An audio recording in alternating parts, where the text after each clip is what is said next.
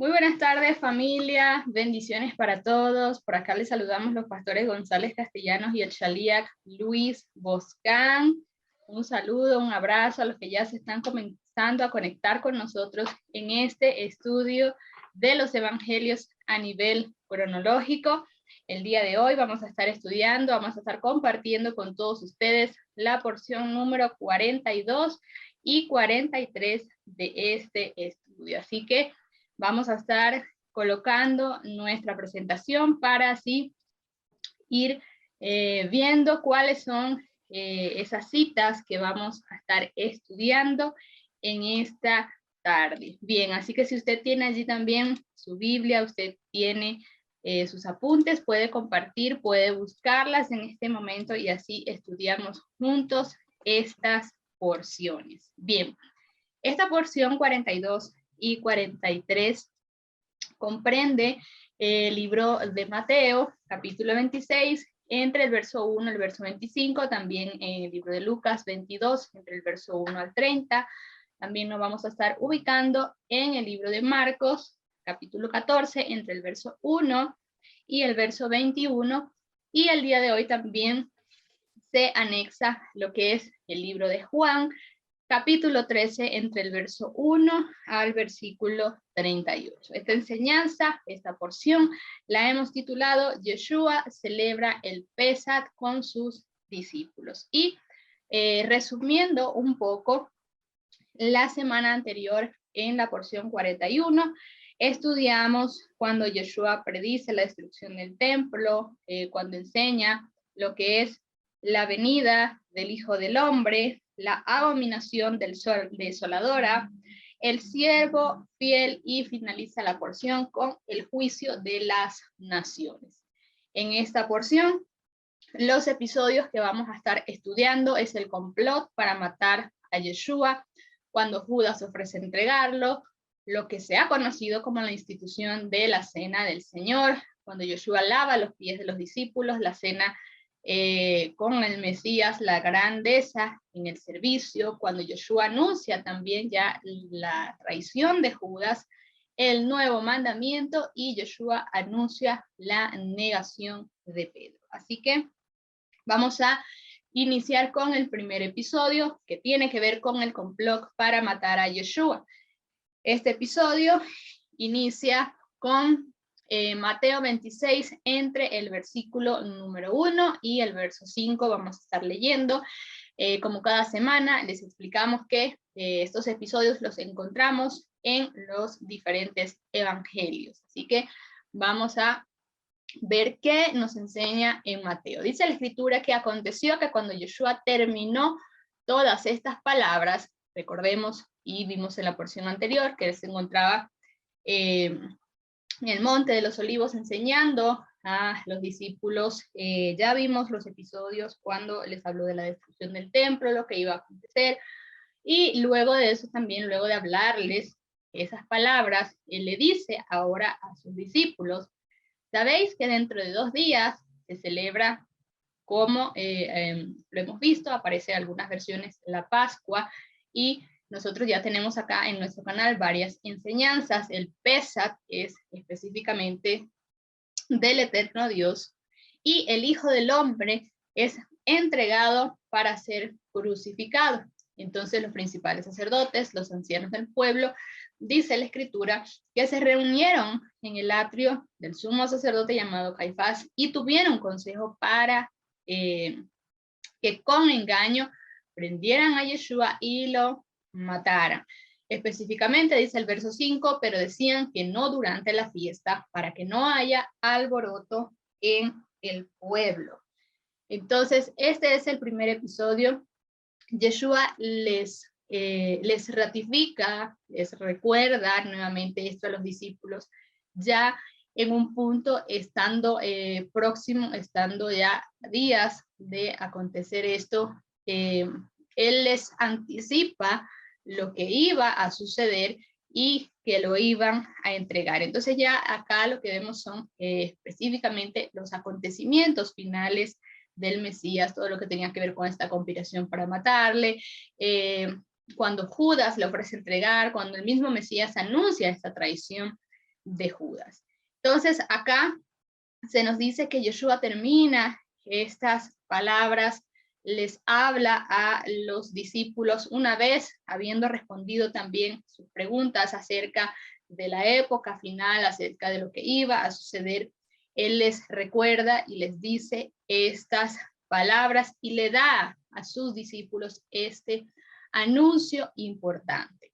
Entonces vemos acá que en el verso número 5 dice que no durante la fiesta, o lo que tenían planificado ellos que iban a prender al Mesías era capturarle, matarle, pero no durante la fiesta. ¿Qué fiesta se nos hace referencia acá? A la festividad de Pesa, porque recordemos que en la festividad todos se acercaban a Jerusalén o de otros lugares llegaban hasta Jerusalén para esta festividad. Por lo que, y lo que hemos venido estudiando semanas anteriores, había mucha gente, había mucha multitud en ese lugar. Entonces, por eso lo que ellos tenían planificado era no hacerlo en este día específico para no causar ese alboroto, para no causar ese revuelo, porque al Mesías pues lo tenían como profeta, la multitud lo seguía, la multitud escuchaba las enseñanzas del Mesías y de esta manera pues esto era lo que ellos tenían planificado. Ahora, pasando al siguiente episodio, dice que Judas ofrece entregar al Mesías. De la misma manera, este episodio lo encontramos en Mateo, en Marcos y en el libro de Lucas. Y dice entonces que uno de los 12, aquel que se llamaba Judas Iscariote, se dirigió a los principales sacerdotes y les dijo: ¿qué queréis darme para que os lo entregue? ¿Qué me van a dar ustedes para que yo les entregue al Mesías? Y ellos le dijeron 30 piezas de plata. Y desde ese entonces dice la escritura que buscaba una oportunidad para entregarles. Desde ese momento, Judas buscaba una oportunidad para entregar al Mesías. En el libro de Lucas dice que entonces Satán entró en Judas, llamado Iscariote, que era parte de los 12, y él fue y habló con los principales sacerdotes y con los magistrados de cómo le iba a entregar. Y dice que se alegraron y acordaron darle plata, no se especifica en Lucas. Y él se comprometió y buscaba una ocasión para entregárselo a espaldas de la turba, a espaldas de la multitud. Entonces, acá, tal como se nos especifica en la escritura, Judas hace ese acuerdo de traicionar al Mesías por un precio de 30 monedas de plata. El relato acá nos aclara también que él busca, tal como especifica también en Mateo 16, él desde ese momento, desde que hace ese acuerdo, él busca cuál era ese momento más preciso, más oportuno para traicionarle y para entregarle. Entonces acá también dice que nos enseña en la Torá que ese arresto debía tener lugar cuando las multitudes ya se hubiesen retirado por causa de la festividad, ya que no estuvieran tan concentrados, tanta multitud en ese lugar, y específicamente tratando de que el Mesías pues se encontrara solo. Por eso buscaba ese momento para poder entregar al Mesías. Acá vemos también que nos habla acá de un acuerdo, de un precio, de un pago para entregar al Mesías. Pero esto no solamente era un precio de venta, como lo podemos ver acá, como nos enseña la escritura en Mateo, Marcos y Lucas. No solamente era ese acuerdo que estaban haciendo en ese momento para vender al Mesías por ese precio específico, sino que era el cumplimiento profético, tal como sucedió con la vida de José, tal como vendieron a José y luego se pagó ese precio de rescate por sus hermanos, que él tuvo que pasar aquello, tuvo que padecer aquello, para más adelante ser quien iba a preservar la vida de sus hermanos, acá vemos ese cumplimiento profético en Yeshua, en el Mesías, como así como sucedió en la vida de José, así mismo el Mesías estaba aconteciendo en ese lugar, haciendo ese rescate, ese precio por cada uno de nosotros. Hoy en día, así como sucedió con los hermanos de José, luego de años, él estar fuera de su casa, de su familia, él se convirtió en ese refugio, en ese lugar donde iban a ser preservados. Él era esa referencia, bien, y también entendemos que él es ese anticipo profético. José fue ese anticipo profético de este rescate del Mesías que vino a hacer por nosotros, bien. Él es ese refugio. Nosotros no le conocíamos, estábamos ajenos del Padre, no teníamos un lugar a donde ir a buscar esa salvación más allá de lo que el mundo ha vendido. Él es ese verdadero rescate y por él se pagó ese precio. Por José se pagó un precio, una plata. Bien, y la plata también es esa figura, tiene esa figura de redención, de rescate, de paga. Bien, lo que Yeshua hizo por nosotros. Él nos compró, bien, él pagó por nosotros, él nos puso a salvo y también encontramos que cuando se hacía el censo en el pueblo de Israel, se hacía un censo, para que esto se pudiese hacer debía darse un precio por ese censo, bien, debía darse 5 shekels a monedas de plata, eh, eh, perdón, un BK por cabeza, es decir, un shekel por cabeza, para que se pudiese contar. Había un precio de rescate que era de plata, era esa redención. Bien, de la misma manera se dio un precio de plata por el Mesías porque él nos iba a redimir. Bien, y seguimos avanzando acá en esta porción 42 y 43 y vamos a ir avanzando al siguiente episodio. Acá, como les decía al principio, es lo que se ha conocido y usted lo puede ver también de esa manera en la versión que usted tenga de la Torá, de la Escritura, lo que se ha conocido como la institución de la Cena del Señor, o lo que muchos también conocen y se les ha enseñado lo que es la Santa Cena, pero ya vamos a estar hablando sobre este punto. Vamos a comenzar a leer lo que dice la Escritura específicamente en el libro de Marcos. Dice que en el primer día de los ácimos, o lo que conocemos también como la festividad de panes sin levadura, cuando sacrificaban el Pesach, le dicen sus discípulos, ¿dónde quieres que vayamos a preparar lo necesario para que comas el Pesach? Y dice que él envió a 2 de sus discípulos, el Mesías, y les dijo, id a la ciudad y os saldrá al encuentro un hombre que lleva un cántaro de agua. Seguidle, y donde él entre, decid al señor de la casa que el maestro dice así, ¿dónde está mi aposento para que coma el Pesach con mis discípulos?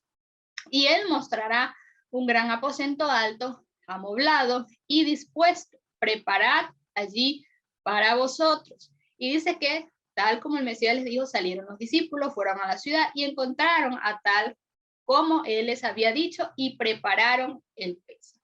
Acá en Mateo vemos que dice también que el primer día de los ácimos, panes sin levadura, los discípulos se acercaron al Mesías y le formularon la misma pregunta.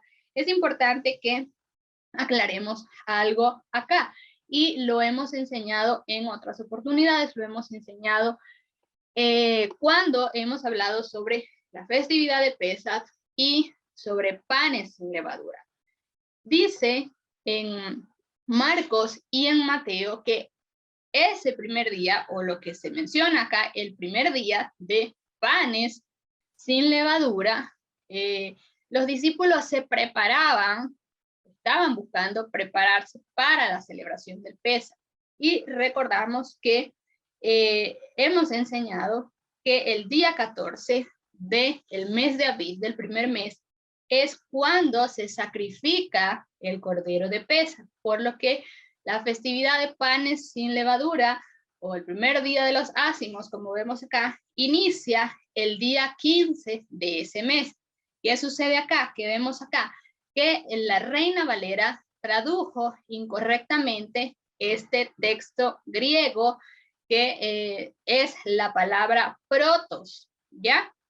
Y es lo que tiene que ver con la fiesta de panes sin levadura, pero hace referencia como ese primer día de la fiesta de panes sin levadura, ya les decía, que comienza lo que es el 15 del mes de Abib. Entonces, el significado acá y lo que quiere decir o lo que tiene que ver con esa palabra protos, que es primero, y lo que acá o lo que el texto original nos quiere dejar ver es ese comienzo de los preparativos para la fiesta de panes sin levadura.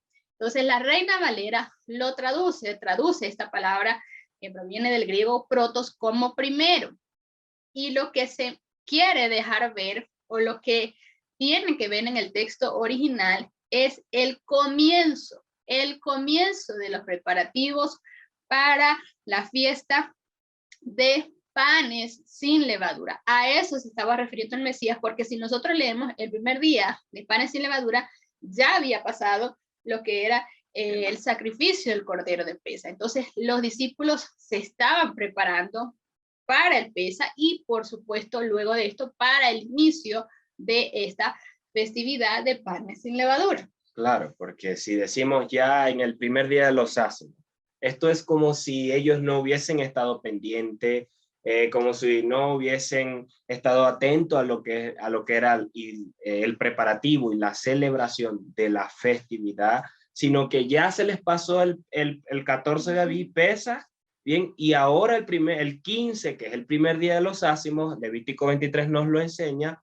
Entonces ahí sí, vayan a preparar el Pesa o el sacrificio, pero es incongruente de acuerdo a lo que nos dice el Eterno en Levítico 23. Primero se sacrifica el cordero y en la tarde, en la noche, el primer día se come junto con ese día de convocatoria del primer día de los ázimos. Bien, y esto, recuerden que se separaba el cordero desde el día 10, se examinaba, se prestaba bastante atención si estaba bien, si no estaba bien, si tenía algún defecto, y este era dedicado, reservado allí para ese día. Y entonces aquí al parecer ellos o ya sacrificaron el cordero, ya lo mataron, ya se les pasó, bien, o están haciéndolo mal. Y lo otro es que Yeshua va a morir al siguiente día, va a morir en Pesa como tal, bien, o va a morir en el 14 de Abib. No puede haberse ya pasado esta festividad si el Señor va a comer con ellos. Entonces, ¿qué sucede aquí?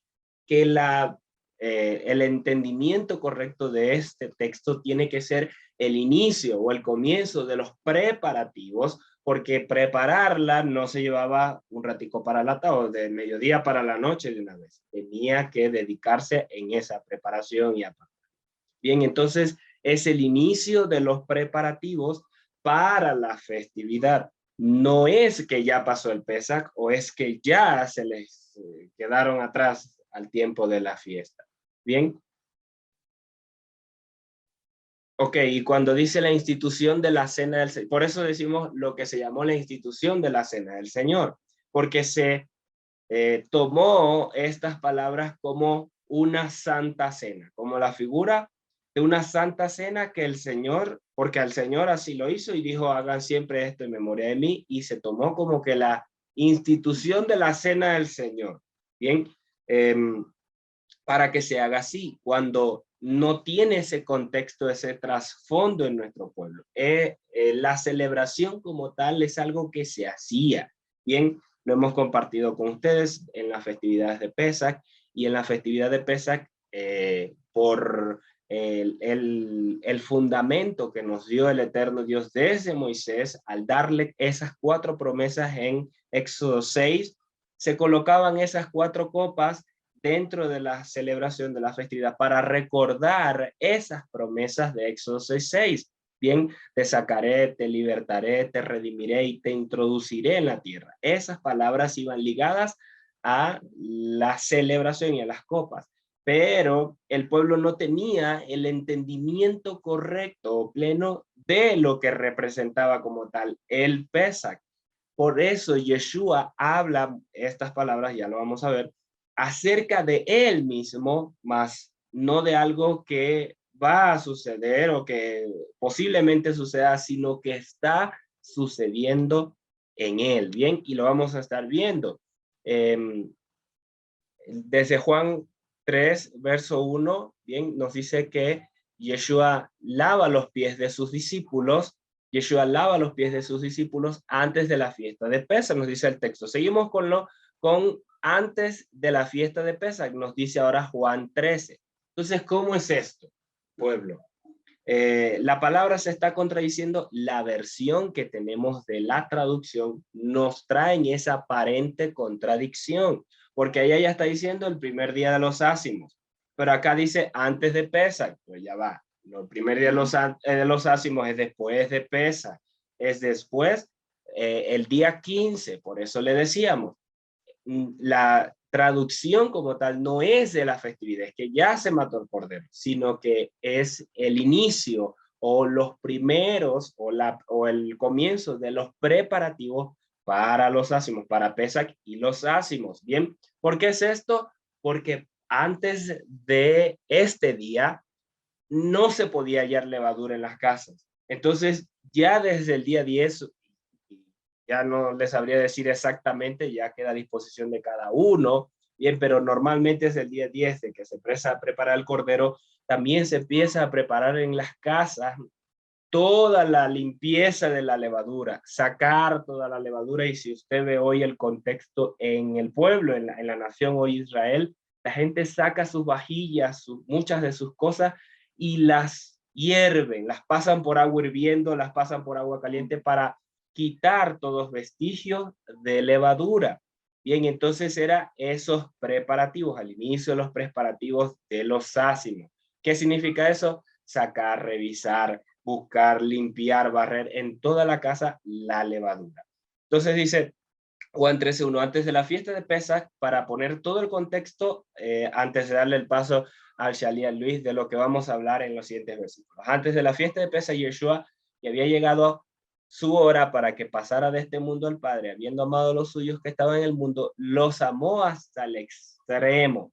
Bien, y nos dice también, lo vamos a ver, cómo él lava sus pies. Bien, como él lava sus pies, ya lo vamos a ver con el Shalia Luis, estando en este contexto. Entonces, la figura que nos enseña acá, antes de Pesach, antes de él morir, es ese servicio que él les enseña, esa figura que él les reproduce en ellos, para que ellos no buscasen enaltecerse, porque era lo normal en el pueblo, era la costumbre de que uno se llamara rabí, de que uno fuera el líder sobre todos, de que uno fuera el maestro de que le rindieran pleitesía a ese maestro o a ese rabí. Era lo normal, era la práctica, y muchos se inflaban de esta manera, y Yeshua señaló a muchos saduceos, a muchos fariseos que actuaban de esta manera, pero él no lo hizo así.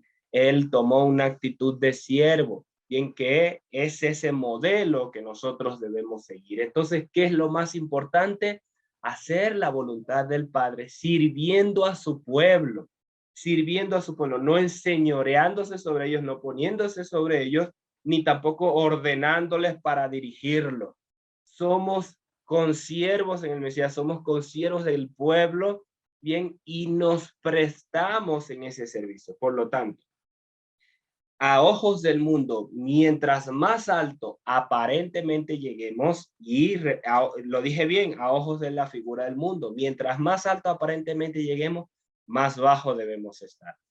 Espero haberme explicado con esa frase, es decir, permanecer en reverencia, en humildad, como siervo delante del eterno Dios, para la asignación y para el pueblo que Él nos ha entregado. A ojos del mundo pareciera ser que vas a ser más reconocido, más famoso, más alto vas a llegar, pero no es así en el reino, y no es así delante de los ojos del Señor. Es más humildad, es más entrega, es más reverencia, es menos orgullo, y es más sometimiento en nosotros delante del Padre.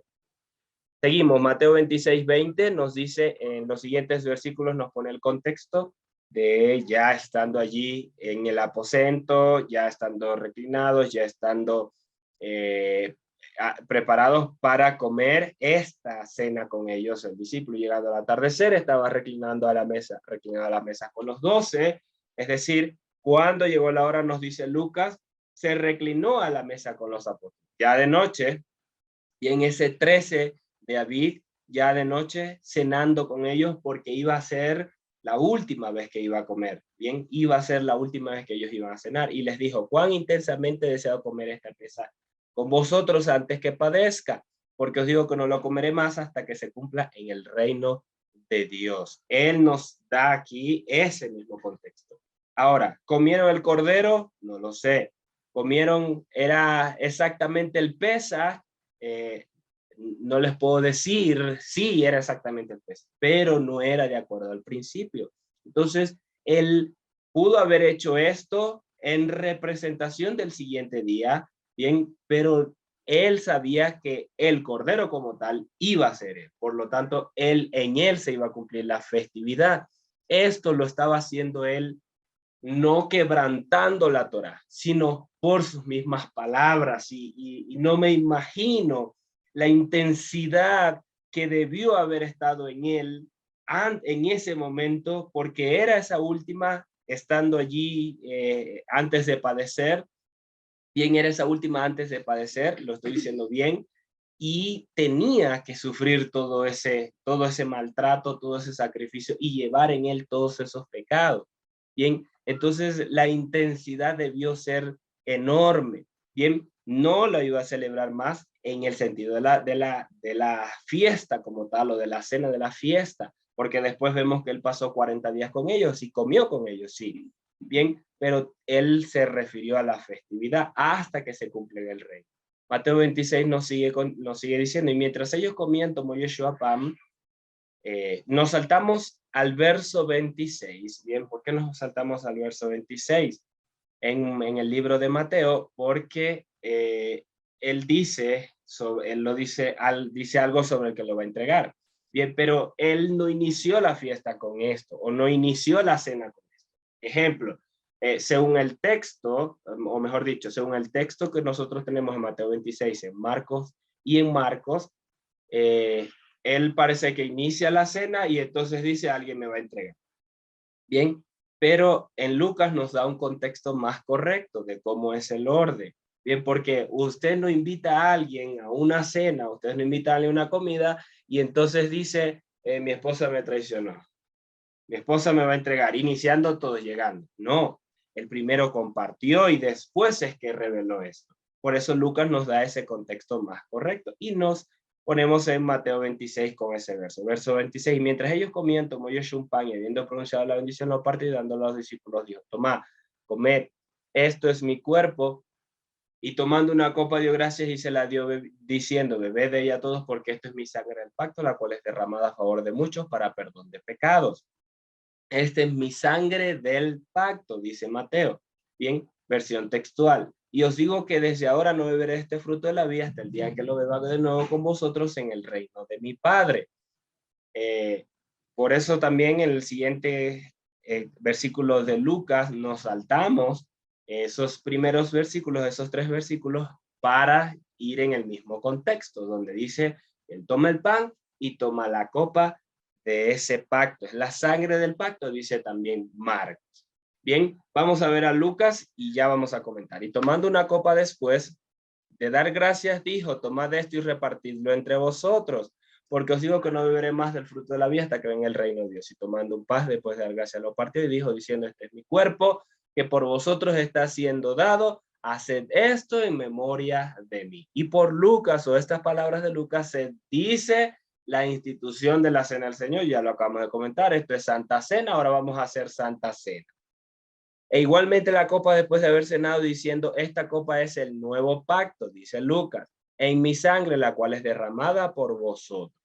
Bien, y de ahí viene el contexto del que lo entrega, pero ya lo voy a decir.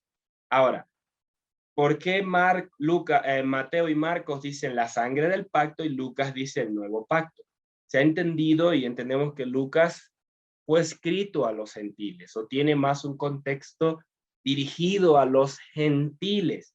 Bien, para el pueblo de Israel, conocido en aquel tiempo en relación a su asimilación con otras naciones por causa de la división de las dos casas, el Padre renueva el pacto. El Eterno renovó el pacto con su pueblo. Bien, y esa es la figura central, un pacto renovado. Por eso Yeshua dice, esta es la sangre del pacto. ¿De cuál pacto? Jeremías 31 al 33, en el cual él renueva el pacto con su pueblo y escribe las tablas de la Torá en nuestros corazones o en los corazones, y dice, ya no te dirán, he ahí Elohim, sino que cada quien lo iba a conocer, nos dice Jeremías 31. Iba a tener ese conocimiento directo con el Padre y él venía a morar, o ese es el fundamento de esa renovación, para también la restauración del pueblo, de hacer de los dos pueblos uno solo. Esa es la sangre del pacto que Yeshua derrama por nosotros. Bien, no es un invento, no es algo nuevo, es que él hace esa renovación del pacto. Y con ellos, para los gentiles, para los desconocidos, para los que no tuvieron o no han tenido ninguna relación antes con el eterno Dios, es un nuevo pacto. Bien, es un nuevo pacto para ellos, pero no porque se lo inventó aboliendo toda la Torá o diciendo la ley ya no está vigente y ahora este es el nuevo pacto. No, es que ellos no tenían un conocimiento. Entonces para ellos es nuevo. Para el desconocido es nuevo, pero ya estaba dentro del pueblo. Por eso Lucas, que tiene ese contexto de referencia para los gentiles, dice nuevo pacto. Bien, además la palabra en hebreo es hadashah, que sí significa viene a ser nuevo para el que no lo conocía, pero significa renovar, significa restaurar, tiene un énfasis en la renovación de ese pacto, es decir, reafirmarlo, apegarte nuevamente a él, abrazarlo nuevamente, porque el Padre dio carta de divorcio a Israel, hubo una separación, pero no se olvidó por completo de su pueblo, lo tenemos en muchas de las profecías. Bien, no iba a estar airado para siempre, pero si volvía en su corazón, él los iba a recibir nuevamente. Y a través de Yeshua esto se da, y esa es la sangre del cual él está hablando. El significado de ese derramamiento de sangre, de ese pacto de restauración, de renovación en él. Y sí, su cuerpo es partido, tiene que ver más con Isaías 53, con ese padecimiento que iba a llevar en su cuerpo, incluso por todas las enfermedades, iban a ser imputadas sobre él. Luego dice, para avanzar, y aquí la mano del que me entrega está conmigo en la mesa, porque en verdad el Hijo del Hombre va según está determinado, es decir, ya tiene su cumplimiento, Yeshua lo sabía, pero hay de aquel hombre que por medio del cual es entregado, y ellos comenzaron a preguntarse quién de ellos iba a hacer esto, quién de ellos iba a hacer esto. Fue la duda y la pregunta, perdonen que me ría, a mí me suena gracioso porque el que estaba seguro no debía preguntar o no tenía por qué preguntar. Si yo estoy seguro, yo te voy a entregar. Bien, o sea, era como de una forma, yo no lo hubiese preguntado, soy yo, porque yo sé que yo no. Bien, aquel que estuviese dudando es el que iba a preguntar o preguntó. Y mientras ellos comían, dijo, de cierto os digo que uno de vosotros me entregará. Y entristecidos en gran manera, comenzaron a decir, no por acaso soy yo, Señor. Y él respondió, el que mete la mano conmigo en el plato, este me entregará. Y ahí se menciona de que en ese momento, o algunos comentan de que en ese momento Judas estaba mojando con él el plato. ¿Por qué se dice así? Porque era la forma de comer de nuestro pueblo todos juntos, bien, un plato central donde ahí tenían como un guiso y lo puede ver en mucha de la cultura de nuestro pueblo, incluso de los primos, bien, ahí lo puede ver y todos comían. Y se dice que cuando él metía la mano, o se comenta, entonces Judas también, y por eso dijo esta frase. A la verdad, el Hijo del Hombre se basa en lo que está escrito de él, pero hay de aquel a quien por medio de quien el Hijo del Hombre se ha entregado. Más le valdría a ese hombre no haber nacido. Respondiendo entonces Judas, el que lo entregaba. Dijo, ¿acaso soy yo, Rabí? Y le dijo, tú lo has dicho. Bien, y Marcos nos hace nuevamente referencia a estos versículos. Por eso, como les menciono, los vimos, los leemos después de los otros, de acuerdo al contexto, como nos enseña Lucas. Después de haber comido, ha hablado las palabras importantes, la renovación del pacto, la reafirmación del pacto. Él entonces dice que el que come conmigo me va a entregar. Bien, y así fue como tal la celebración, y no llegando, porque si no, no hubiese comido Judas ahí. Bien, no hubiese comido con él. Y estando ellos reclinados a la mesa, nos dijo, de cierto uno de vosotros que está conmigo me entregará. Comenzaron a entristecerse, cada uno le dijo, soy yo. Dice, el Hijo del Hombre se va, tal como está escrito de él, pero hay de aquel hombre por quien el Hijo del Hombre se ha entregado, más le valdría no haber nacido. Y por ahí hay un evangelio de Judas. Bien, por ahí hay un evangelio de Judas que dice unas cuantas cosas, que esto era un plan del Señor, pero para mí no, para nosotros no es así. Bien, porque el mismo Señor lo dice aquí, más le valdría no haber nacido, hay de aquel por quien el Hijo del Hombre se ha entregado. Bien, no, ese evangelio de Judas no tiene un fundamento en la Torá, en la relación con el Mesías, porque tampoco el Mesías va a mentir por él, no lo podía hacer. Bien, voy a finalizar para darle el paso al Shaliach. Luis nos dice Lucas 22, 24, 30, la grandeza del servicio. Y por eso mencionamos en Juan 1 el contexto de la fiesta, o de la cena, perdón, como tal, es esa muestra de servicio, es esa figura donde el Mesías les da el ejemplo para que ellos lo puedan reproducir. Hubo también entre ellos una contienda sobre quién de ellos parecía ser el mayor.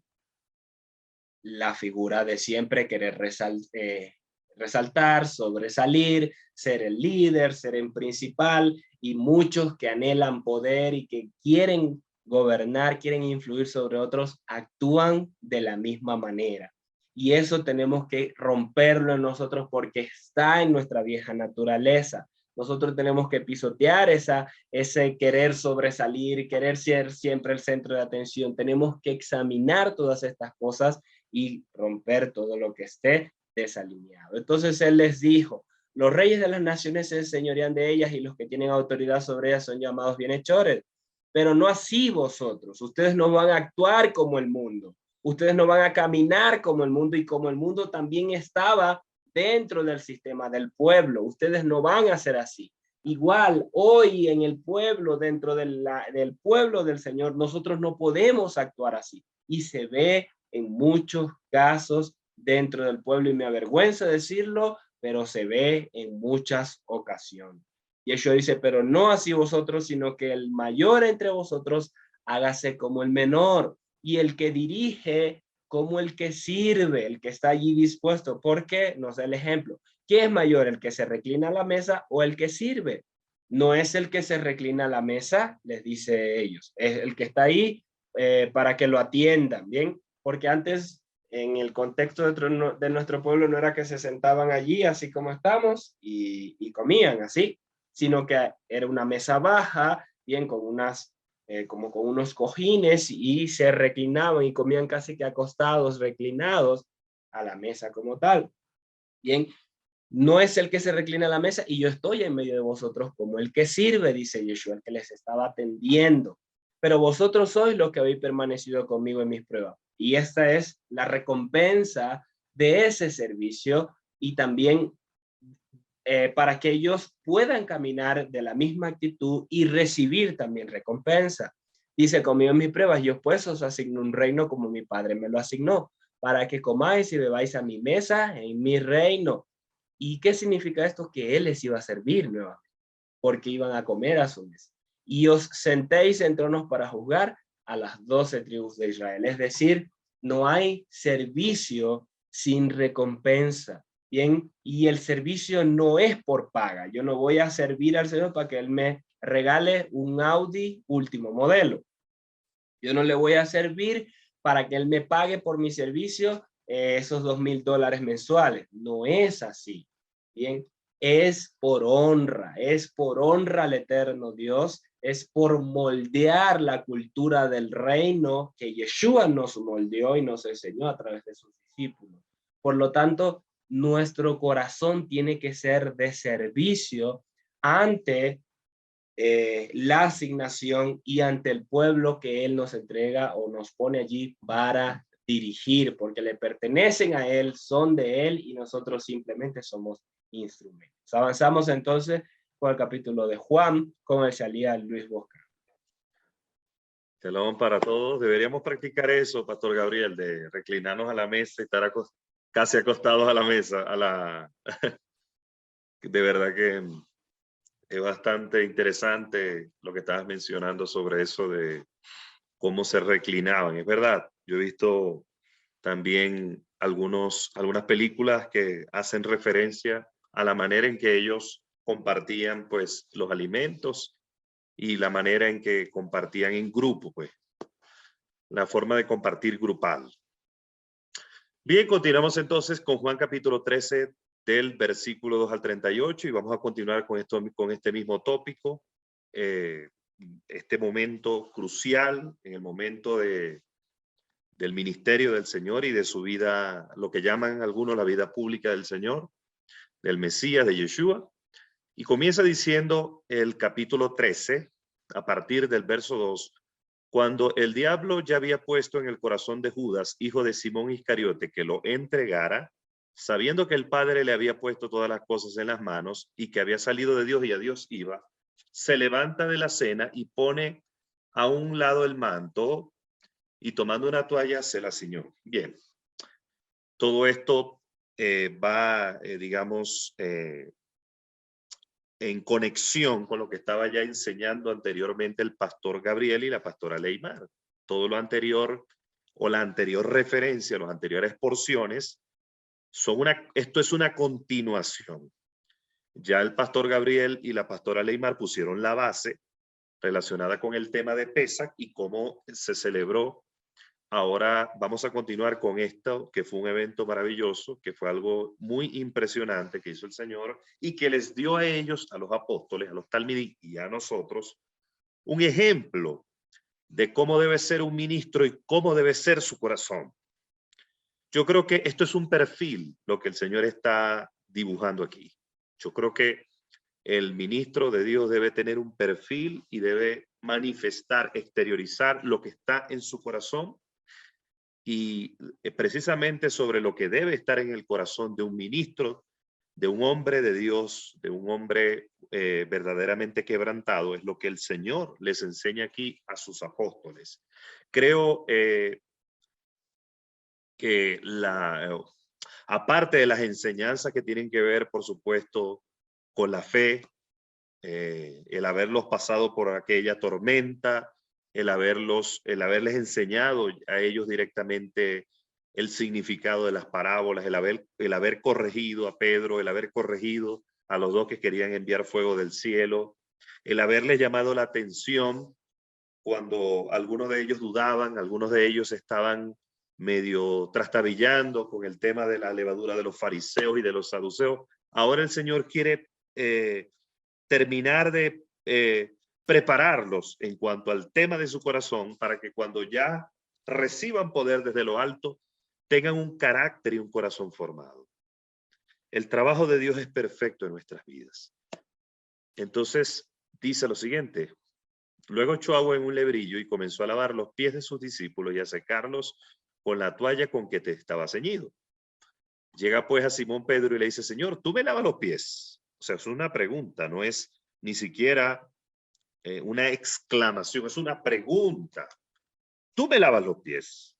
Yeshua le dijo: tú no entiendes ahora lo que yo hago, pero lo comprenderás después de estas cosas. Le dice: Kefas, Pedro, no me lavarás los pies jamás. Yeshua le dijo: si no te lavo, no tienes parte conmigo. Aquí comenzamos a ver rasgos, características de Pedro. Pedro ya por las anteriores porciones, lo que está escrito en Lucas, en Mateo, en Marcos y obviamente en Juan también, Pedro era un poco impulsivo, No solamente porque cortó la oreja de Malco, cortó la oreja del siervo del sumo sacerdote, sino también porque se puede ver en varios pasajes de las Escrituras que el Señor le corrige precisamente por esto, por su impulsividad. Cuando, por ejemplo, hay una porción cuando él le dice, Señor, de ninguna manera esto te acontezca. Cuando el Señor anuncia su muerte, y el Señor le dice, quítate de delante de mí, Satanás, porque no pones tu mirada en las cosas del Señor, sino en las de los hombres. Ya ahí Yeshua lo estaba corrigiendo. Entonces vemos que Pedro era un poco lanzado, como dicen algunos predicadores, el alumno estrella, ¿verdad?, de la clase, el más sobresaliente, pero en este caso, Pedro quiso de alguna manera, fue una acción religiosa, ¿verdad? Porque cuando tú tratas de impresionar, colocándote un disfraz de autojustificación o te colocas un disfraz, ¿verdad?, de alguna manera asumir una posición rígida hacia lo que el Padre quiere hacer, por prejuicios o por actitudes muchas veces, como tienen algunos, de querer sobresalir. Hay gente que quiere sobresalir de esta manera, quiere llamar la atención, pero son actitudes carnales, son actitudes del ego, del yo. Pedro en este momento está manifestando una conducta tal vez para quererse justificar, tal vez para quererse ver más santo, tal vez para quererse, cuando él dice no me lavarás los pies jamás, es porque él está diciendo yo no soy digno de que tú hagas esto, pero no lo dice por humildad, es falsa humildad. Una cosa es la humildad tiene que ver con aceptar la voluntad de Dios en nuestras vidas. Pero la falsa humildad es cuando nosotros nos oponemos a la voluntad de Dios por prejuicios o por querernos justificar, pero es hipócrita delante de Dios. Por ejemplo, si yo digo delante de Dios que yo soy una llaga podrida, a Dios no le va a agradar, y no es humildad, es falsa humildad. ¿Por qué?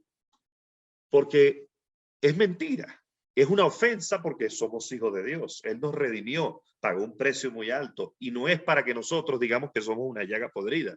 Pero sin embargo, en la tradición evangélica, algunos para quererse ver más santos o ver más justos decían que eran una llaga podrida.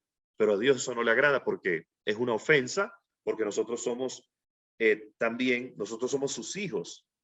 Y nosotros somos una representación de Él mismo en la tierra, como su linaje, como pueblo adquirido por Dios, para alcanzar las virtudes de aquel que nos llamó de las tinieblas a la luz. Admirable. Entonces, a veces para querernos justificar, para querer llamar la atención, para querernos ver muy santos, entonces tomamos actitudes que no impresionan a Dios, que no lo impresionan, que no llegan ni al techo, absolutamente.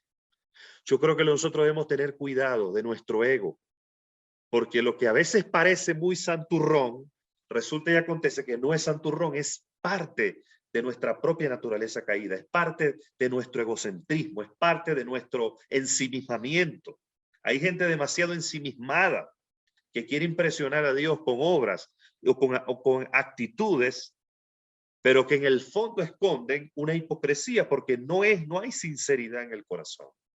Entonces lo que quieren es justificarse, haciéndose ver como muy santos, como muy buenos, pero internamente no es delante de Dios, no hay sinceridad. Delante de Dios no es lo que en verdad quieren decir.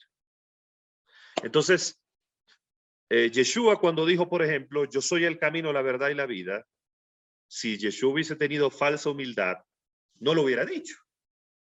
Porque él dice, eso es demasiado arrogante que yo afirme eso.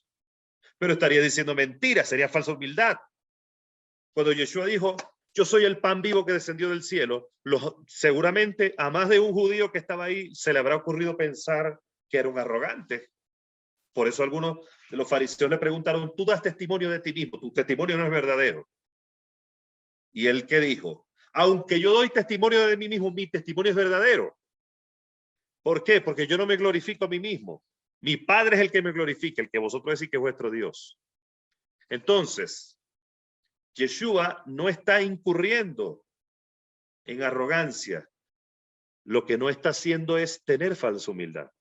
Porque si Yeshua se calla, tiene falsa humildad. Él dice, yo soy el pan vivo que descendió del cielo, porque lo era. No es arrogancia, es la verdad. Entonces, decir lo que somos y aceptar la voluntad de Dios, muchas veces no nos va a hacer arrogantes, nos va a hacer que caminemos en la verdad. Si Pedro, ¿por qué el Señor le dice a Pedro, no tendrás parte conmigo? Cuando le dice, Pedro le dice, tú a mí no me lavarás los pies. Pedro le dice eso, ¿por qué? Porque es falsa humildad. Porque quiere justificarse, quiere verse muy justo, muy humilde, pero lo que está haciendo es un falso delante del Señor. El Señor le dice, si no te lavo, no tienes parte conmigo, Pedro. Le dice Simón Pedro, Señor, no solo los pies, sino las manos y la cabeza. O sea, Pedro se va de un extremo a otro. No he visto gente que se va de un extremo al otro. Si no quieren justificarse por un lado, entonces por el otro se van al otro extremo. Y el Señor le dice a Simón Pedro, Yeshua le dice, el que ha sido bañado no tiene necesidad de lavarse los pies, pues está todo limpio y vosotros estáis limpios aunque no todos, porque sabía quién lo entregaba, por eso dijo, no todos están limpios. Entonces, Pedro no la pegó, ni de una manera ni de otra. No me lavarás los pies, no tendrás parte conmigo. Estás teniendo falsa humildad, Pedro. Entonces, entonces no solamente los pies, sino las manos en la cabeza, para sentirse seguro. Tampoco, Pedro. Entonces, el Señor nos dice, no es así, tampoco es así. No es falsa humildad, pero tampoco es arrogancia. No es un extremo, pero tampoco te vayas al otro. O como decía Pablo, que lo entendió perfectamente, nadie tenga un concepto de sí mismo más alto que el que debe tener, sino piense de sí con cordura según la medida de fe que el Padre ha dado a cada uno. En los extremos es donde está el problema. Entonces seguimos.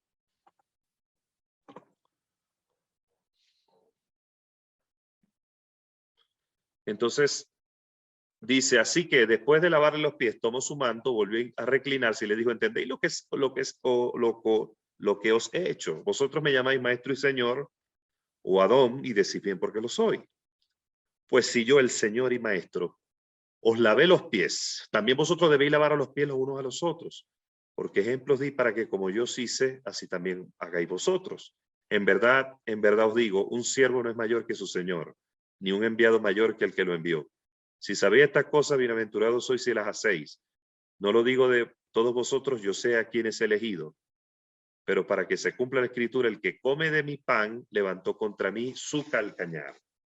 Entonces, lo que el Señor está hablando aquí es un ejemplo que le está dando a sus discípulos de qué significa un corazón verdadero, un corazón humilde, o cómo debe ser el corazón de un siervo que verdaderamente está rendido a los pies del Padre. Si nosotros aprendemos lo que el Señor aquí está dibujando, si nosotros verdaderamente entendemos lo que el Padre Eterno nos está enseñando, entonces yo les digo, verdaderamente la palabra nos limpia, verdaderamente la palabra nos dirige. En este caso, la palabra del Eterno quiere o sea, el espíritu de la palabra lo que quiere es limpiar el corazón de los apóstoles, lo que quiere es orientar el corazón de ellos a que sean conforme a la voluntad del Padre. Yo creo que un recipiente digno, un recipiente está preparado para ser llenado del agua viva del Padre. Entonces yo creo que lo que el Padre quiere decir aquí con esa palabra, lo que Yeshua está enseñando a sus discípulos, este es el corazón que el Padre quiere que ustedes tengan. Y nos lo dice a nosotros, este es el corazón que yo quiero que ustedes tengan. Yo quiero que ustedes sean mis siervos, que caminen de acuerdo a mi propósito, que caminen de acuerdo a mi voluntad. Lo que el Padre quiere de nosotros es que tengamos ese corazón, un corazón que no sea arrogante, pero que tampoco tenga falsa humildad, que no quiera justificarse. Eso es un corazón verdadero. El hombre está lleno de autoengaño, de autojustificación, de autocomplacencia. Los hombres están llenos de autojustificación y autocomplacencia. Pero eso al Padre no le impresiona. Lo que el Padre Eterno quiere es un corazón justo, un corazón correcto, un corazón humilde. Como Él dice en su palabra, el corazón constricto y humillado no despreciarás tú, pero un corazón constricto y humillado es un corazón que acepta verdaderamente la voluntad del Padre. Entonces Yeshua anuncia la traición de Judas. Habiendo dicho esto, Yeshua se conturbó en su espíritu y dio testimonio y dijo, en verdad os digo que uno de vosotros me va a entregar. Los discípulos se miraban unos a otros perplejos acerca de quién lo diría. Ya el pastor Gabriel lo estuvo enseñando, ¿verdad? Uno de sus discípulos, al cual Yeshua amaba, estaba reclinado en el pecho del Señor. A este, pues, hace señas Simón Pedro para que pregunte de quién le dice. Entonces él, recostándose así sobre el pecho de Yeshua, le decía, ¿quién es? Yeshua le dijo, es aquel para quien yo mojare y le daré el bocado. Y mojando el bocado se lo da a Judas, hijo de Simón Iscariote. Y ahí mismo, tras el bocado, Satanás entró en él, por lo que Yeshua le dice, lo que haces, hazlo más pronto. Ninguno de los que estaban reclinados entendió para qué se lo dijo, porque algunos pensaban, puesto que Judas tenía la bolsa, que Yeshua le dice, compra las cosas de las cuales tiene necesidad para la fiesta, o que dirá algo a los pobres. Así que habiendo él tomado el bocado, enseguida salió y era de noche. Entonces, ojo con esto, que es muy importante. Si no estamos reclinados al pecho del Señor, nuestros oídos van a escuchar otras cosas. Y dependiendo de lo lejos que estemos del pecho del Señor, de su corazón, escuchando el palpitar de su corazón, entonces vamos a escuchar la voz de Satán. ¿Por qué razón Pedro y los demás discípulos no estaban seguros? Porque no escuchaban el corazón del Señor. Uno estaba reclinado al pecho. Pero la duda viene porque nuestro corazón y nuestros oídos no están inclinados escuchando el corazón del Padre. Cuando nuestros oídos están reclinados escuchando el corazón del Padre, no va a haber dudas de lo que somos, de lo que tenemos, de lo que representamos en esta tierra. Las dudas no van a ser parte de nuestro ser, porque escuchar el corazón del Padre nos permite caminar en paz y en seguridad. Así de simple. Esa es la enseñanza de ahí. La intimidad con el Padre, el Yadá, la intimidad permite que tengamos seguridad, que tengamos certeza, convicción y que tengamos fe, la fe necesaria para caminar con autoridad. Pero mientras más lejos tú y yo estemos del corazón del Padre, vendrán las dudas. Y no solamente eso, mientras más lejos estemos, vendrá la traición. Y también nos cercará a Satán, como cercó a Judas. Judas fue cercado por Satán, porque estaba más lejos todavía. Quiere decir que hay niveles, hay un nivel de intimidad, hay otro nivel de duda, hay otro nivel donde tenemos dudas, donde estamos desorientados, donde estamos conturbados, donde podemos pensar, sí, soy yo. Pero hay otro nivel de estar lejos del corazón del Padre, donde aún el propio Satán tiene acceso a mucha gente en el pueblo de Dios. Así de sencillo. Hay gente que está recostada al pecho del Señor. Significa que estás escuchando su corazón. Significa, mire, no crea que solamente Juan se podía recostar. Usted y yo podemos recostarnos cuando verdaderamente estamos escuchando el corazón del Padre, estamos escuchando su palpitar, estamos en intimidad, estamos recostados porque estamos inclinados a su corazón. Ahí, en ese lugar, habrá seguridad, habrá paz, habrá gozo, habrá libertad. Pero fuera de ese corazón van a empezar las dudas y los temores, los miedos, las intrigas, la desesperación, la tristeza. ¿Cuánta gente en el pueblo de Dios está hoy entristecida y está viviendo en dudas y en miedo? Los temores llenan nuestras almas, las dudas llenan nuestra mente. Eso no es una tortura. Dígame si una tortura solamente es que te agarren a latigazos en las espaldas. No, la mente tortura, el corazón afligido tortura. Y tú te preguntarás, ¿por qué? ¿Por qué estoy torturado? ¿Por qué mi corazón está afligido? ¿Por qué mi corazón está entristecido? ¿Por qué? Porque ahí es donde estaba Pedro y los demás discípulos. Uno estaba escuchando en el pecho del Señor su corazón. Por eso te estaba seguro. Tenía certeza. ¿Usted cree que Judas no tenía certeza? El amor de Dios. La fe obra por el amor. Y el amor brota de un corazón, del corazón del Padre. Así que cuando tú y yo estamos en el corazón del Padre, estamos fusionados con ese corazón, la fe me va a dar certeza. El amor todo lo cree. Y cuando mi corazón está pegado al corazón de Él, hay una fusión. Entonces, el amor de Él en mi corazón me produce certeza para que yo no tenga miedo, para que yo no tenga dudas. Entonces le voy a decir algo. Yo sé que esto que estoy diciendo a mucha gente le va a llegar al alma, le va a llegar a los tuétanos. ¿Qué tan lejos está tu corazón? Tu corazón, no el corazón del Padre. Del corazón del Padre. ¿Está cerquita, está amarrado ahí? ¿Está fusionado? Mire, el que está fusionado con el corazón del Padre, escucha las palabras del Padre. Tan sencillo como eso. O sea, hagamos una prueba. Si tú tienes tus oídos pegados a un pecho, ¿qué vas a escuchar?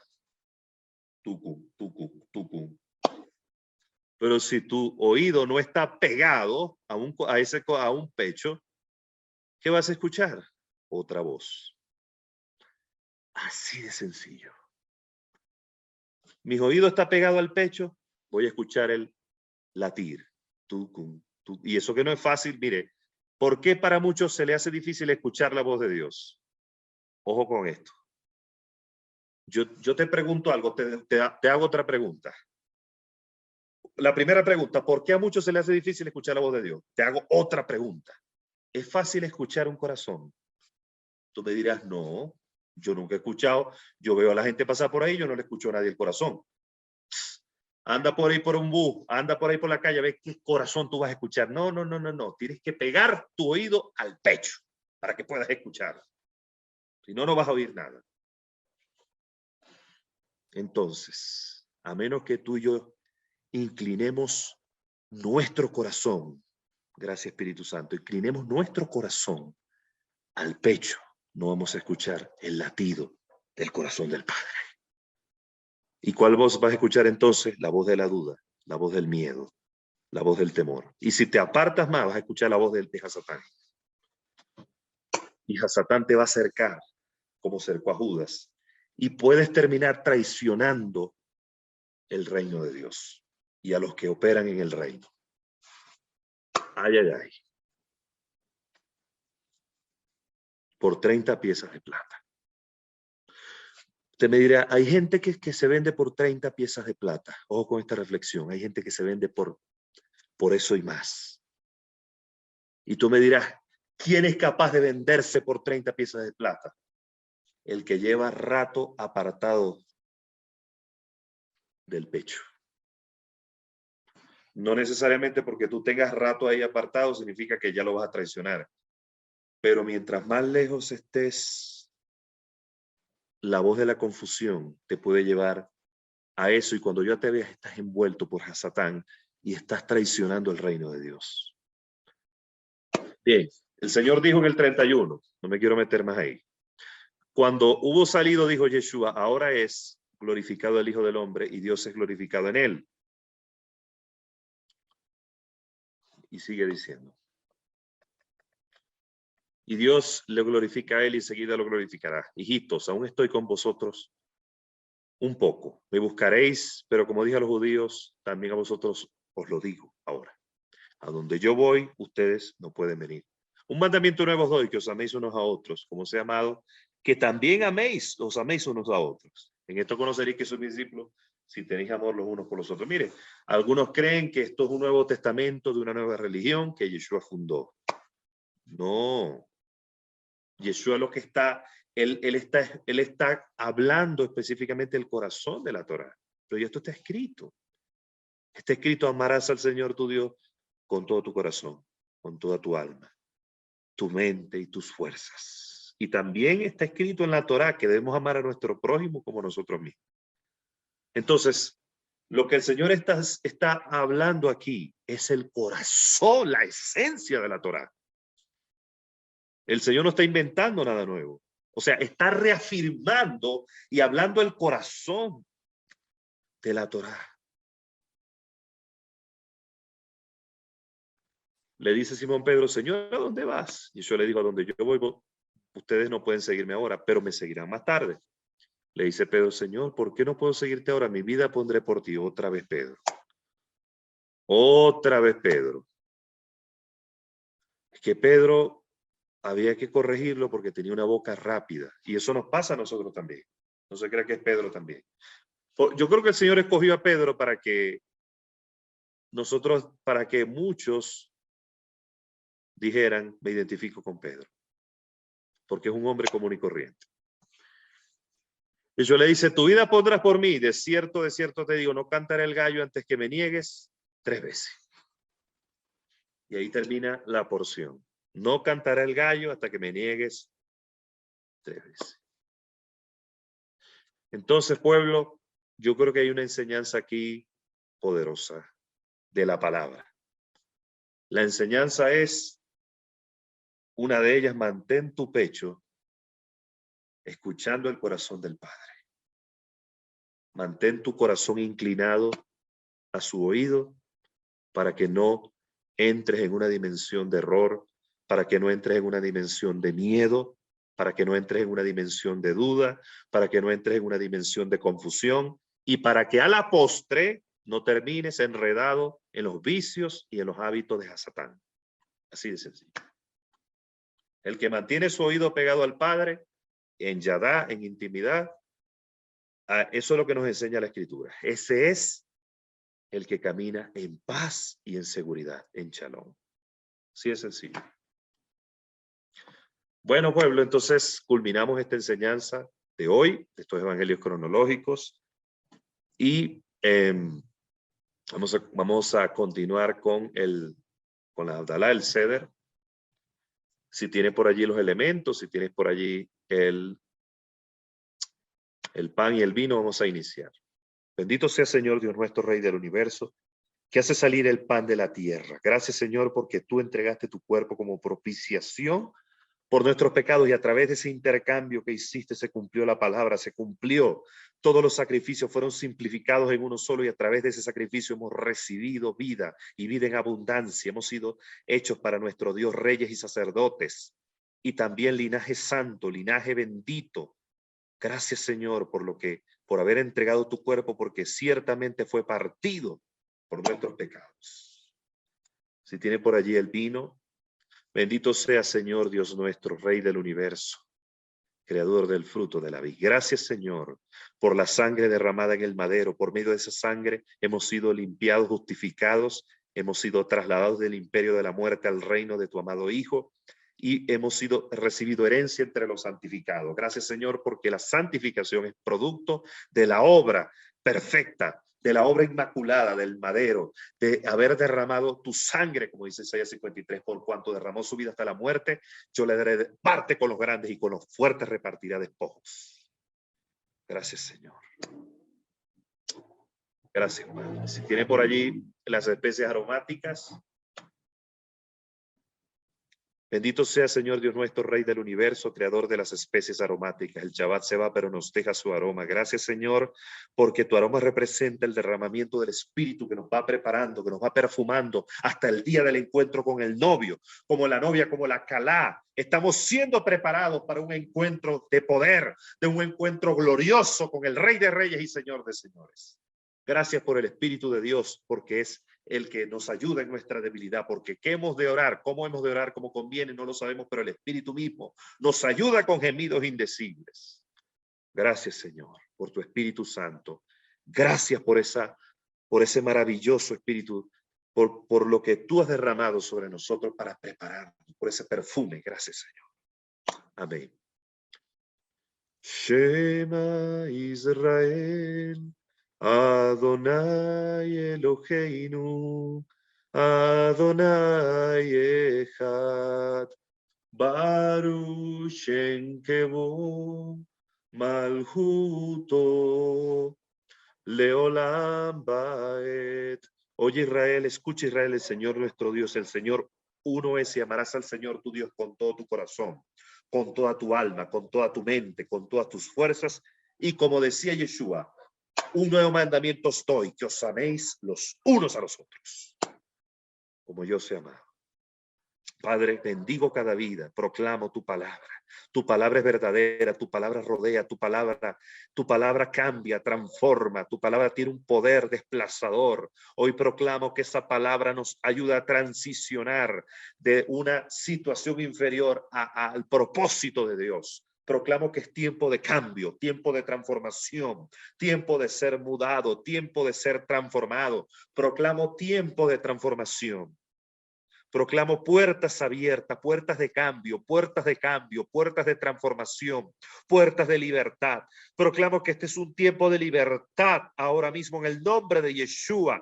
Ahora mismo por el poder de la palabra, tiempo de libertad, tiempo de cambio, tiempo de transformación.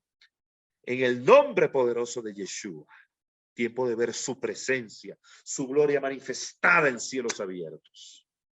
Gracias, Señor. Te damos toda la gloria, todo el honor y toda la alabanza. Amén y amén.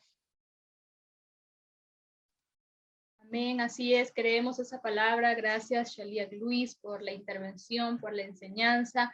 Gracias a cada uno de los que estuvieron todo este tiempo y se quedaron hasta el final compartiendo con nosotros esta porción 42 y 43 del estudio de los evangelios a nivel cronológico. Les invitamos también, si usted es primera vez que nos ve, por acá abajo les dejamos nuestras redes para que usted pueda seguirnos, pueda ubicarnos y también estar allí pendiente y al tanto de cada uno de la información y el contenido que subimos en nuestras redes sociales. Bien, familia hermosa, que tengan una excelente semana y nos vemos en la próxima porción. Shalom, shalom para todos y abrazos grandes.